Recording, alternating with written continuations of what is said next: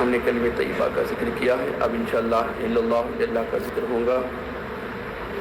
یقیناً یہ نفس امارہ ہم پر بہت زیادہ غالب آ چکا ہے، ہمیں سستی، کاہلی اور وسوسے ڈال ڈال کر ہمارے ذہن و فکر کو ادھر ادھر لے جانے کی کوشش کرتا ہے۔ یہ موقع بہت اچھا ہے ماہ رمضان شریف کا، اللہ کے ذکر کی ضربوں سے اسے زیر کرے، تھوڑی سی محنت اور مشقت کیجیے، اپنے نفس امارہ کو زیر کیجیے۔ جو اپنے نفس امارہ سے جیت گیا وہ سب سے بڑا مجاہد ہے۔ یہی نفس امارہ ہے جو ماہ رمضان کے مقدس ایام میں ہمیں وسوسے ڈال ڈال کر عبادات میں سستی پیدا کرتا ہے۔ اس نفس امارہ کو پہچانے۔ اب ہم ذکر کرنے کے لیے بیٹھے، ابھی بھی وسوسے ڈالنے کی کوشش کر رہا ہے۔ آئیے ہم اپنے بزرگوں کے دامن کو تھام کر ان کی وساطت سے، ان کے وسیلے سے ان کی مدد حاصل کرتے ہیں اور غوث پاک سے عرض کرتے ہیں، یا غوث اعظم ہم کمزور بندے، ہمارے پیر نے آپ کے حوالے کیا، آپ کی غلامی میں دیا، ہمیں آپ کا غلام بنایا ہے۔ یا غوث اعظم یہ نفس امارہ ہمیں اپنا غلام بنانا چاہتا ہے، ہمیں اپنی جو ہے کہ بہکاوے میں جو ہے کہ گمراہ کرنا چاہتا ہے۔ یا غوث اعظم ہم کمزوروں کو اس نفس کے شر سے بچا لیجیے۔ آپ کو اللہ نے وہ قوت و طاقت عطا کی ہے، آپ بڑے بڑے نفس امارہ والے لوگوں کو ایک اپنی نظر ولایت سے ان کے دلوں کو نفس مطمئنہ بنا دیا، شور کو ابدال بنا دیا، کسی کو قطب کسی کو ابدال بنا دیا۔ یا غوث اعظم دستگیر ہم آپ کے سچے غلام شہباز دکن کے روبرو مسجد رضا میں اللہ کی رضا کے لیے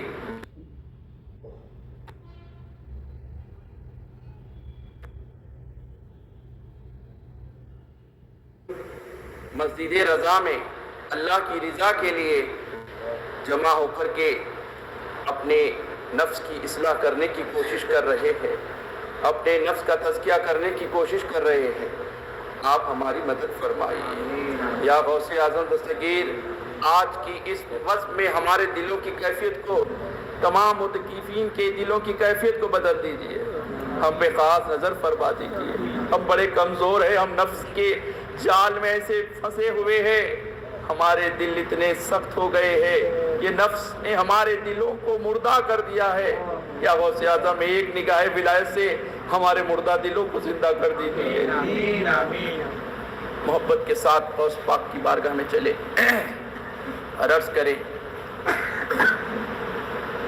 یا غوث میرے مردہ دل کو جلا دو آ کر، یا غوث میرے مردہ دل کو جلا دو آ کر، ٹھوکر سے تم نے اپنی، ٹھوکر سے تم نے اپنی مردوں کو ہے جلایا۔ یا غوث میرے مردہ دل کو جلا دو آ کر، ٹھوکر سے تم نے اپنی، ٹھوکر سے تم نے اپنی مردوں کو ہے جلایا۔ یا غوث میرے مردہ دل کو جلا دو آ کر،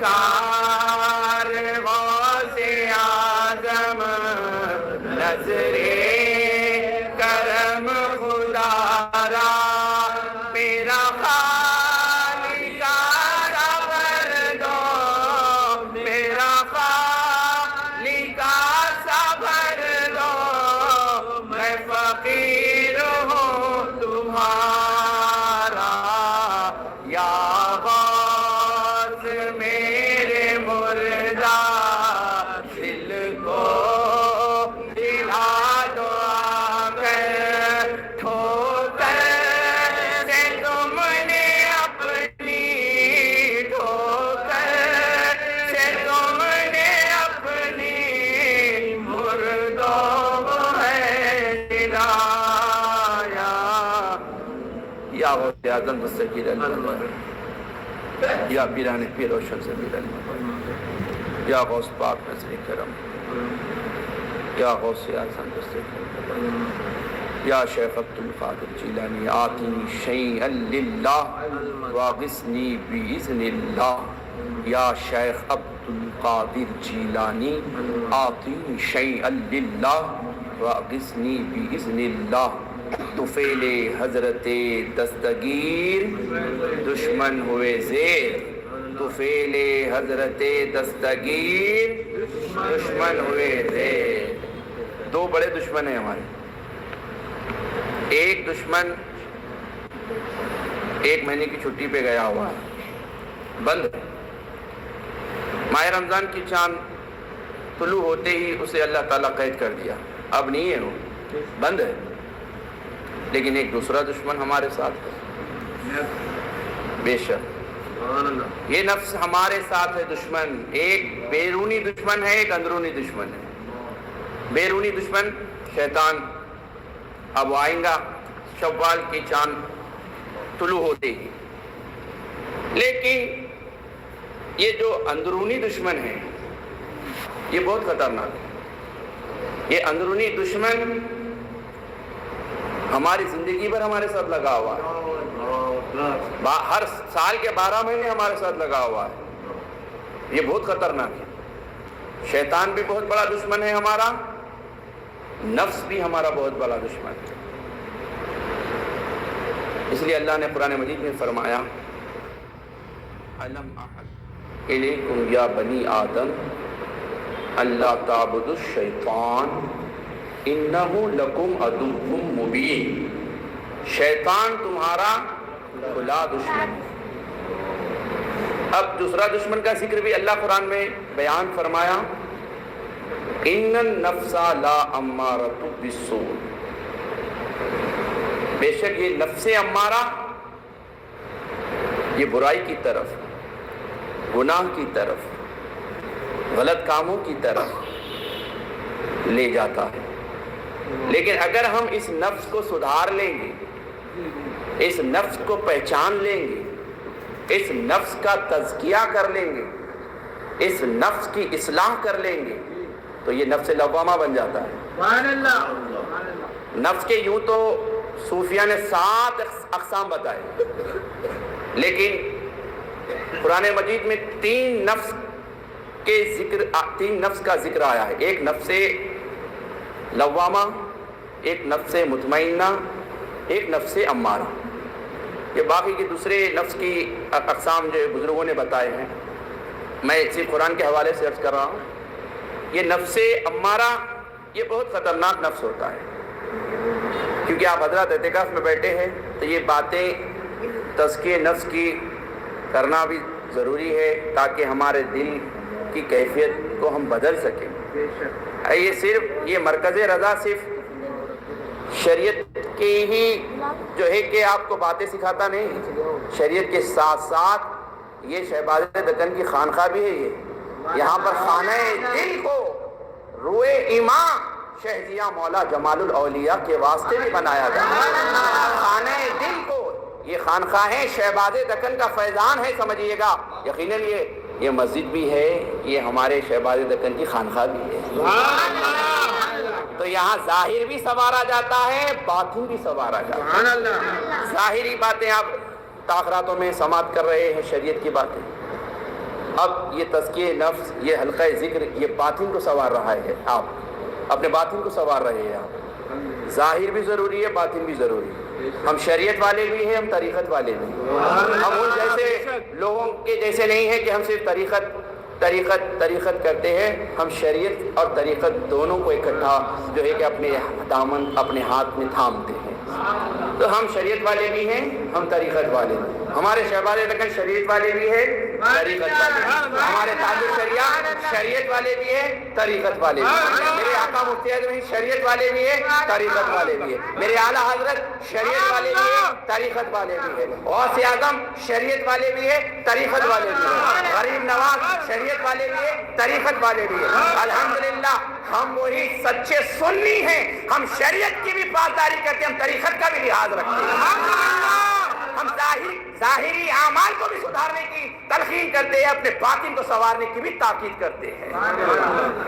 اللہ تعالی ہم سب کو سلامت رکھے۔ آمین۔ یہ میرے سرکار شہباز دکن کا فیضان ہے کہ الحمدللہ شہباز دکن نے بڑی اپنی محنتوں سے مرکز رضا کا قیام عمل میں لایا۔ اپنی زندگی میں یہ تمنا تھی کہ حیدرآباد دکن میں ایک سنیوں کا مرکز ہو، اور شہباز دکن نے وہ کام کر دکھایا جو بڑے نہیں کر پاتے ہیں۔ شہباز دکن نے وہ کام اس دکن کی سرزمین پر کیا ہے تا قیامت تک یہ میرے شہباز دکن کا فیضان جاری رہے گا، آپ کا نام بھی باقی رہے گا تا قیامت تک۔ جب تک مسجد رضا ہے، جب تک روضہ شہباز دکن یہاں، ان کا ذکر بھی ہوتا رہے گا، ان کا فیضان بھی بڑھتا رہے گا۔ ہم رہے نہ رہے، آج ہے ہم کل نہیں رہیں گے ہم، لیکن شہباز دکن تو یہاں پر بستر لگا کے قیامت تک کے لیے آرام کر رہے ہیں۔ قیامت تک یہاں مرکز رضا میں آنے والوں کو اپنا فیضان سے فیضان کر رہے ہیں۔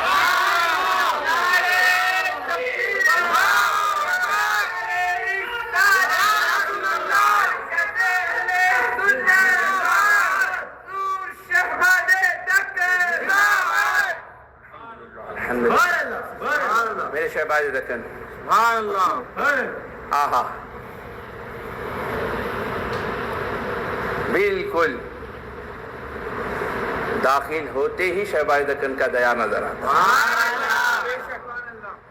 کیا حسین منظر نظر آتا ہے جب ہم مرکز رضا کو آتے ہیں، اللہ کے گھر میں آتے ہیں تو پہلے اللہ کے ولی کو سلام پیش کرتے ہیں تاکہ ہمارے اعمال بھی سلامتی کے ساتھ اللہ کی بارگاہ میں مقبول ہو جائے، ہمارے دل بھی ستھرے ہو جائے، ہمارے نیتوں میں نکھار آ جائے، ہمارے نیتاں بھی جو ہے کہ ایک دم ستھرے اور صاف ستھرے ہو جائے۔ یہ اللہ والوں کا فیضان ہے کہ اللہ تعالیٰ نے ہمیں یہ سعادت عطا فرمایا۔ بہرحال آپ لوگوں کا زیادہ وقت لے رہا ہوں، میں اس لائق تو نہیں ہوں آپ لوگوں کو کچھ بولوں، یہاں پر بڑے بڑے لوگ بولنے والے ہیں، میری کیا حیثیت ہے، لیکن یہ شہباز دکن بلوا رہے ہیں تو میں بول رہا ہوں، سمجھ رہے آپ، یہ سرکار شہباز دکن کا فیضان ہے۔ لوگ پڑھ کے بولتے ہیں، ہم حضور شہباز دکن دیکھ کر کے بولتے ہیں، میرے شہباز دکن کے جو ہے کہ مزار کو دیکھ کر کے بولتے ہیں۔ یہ ہے فیضان شہباز، کل بھی جاری تھا، آج بھی جاری ہے، صبح قیامت تک میرے شہباز جاری رہے گا۔ یا رسول اللہ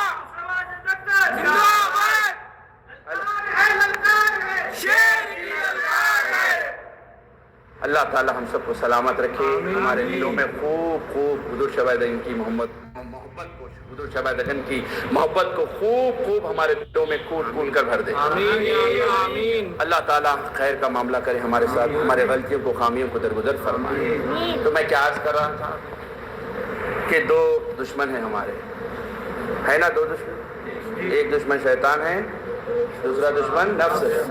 ہمارے حضرت نے دیکھو طریقت کی بات کیسی سمجھائی، رضا نفس دشمن ہے دم میں نانا، بتائی نا یہ طریقت کی بات، شریعت کی باتیں بھی بتاتے ہیں، اعلیٰ حضرت طریقت کی باتیں بھی بتاتے ہیں، شعر و شاعری میں نہیں بلکہ کتابوں میں بھی جو ہے کہ بے شمار ایسی باتیں اعلیٰ حضرت نے لکھی ہیں۔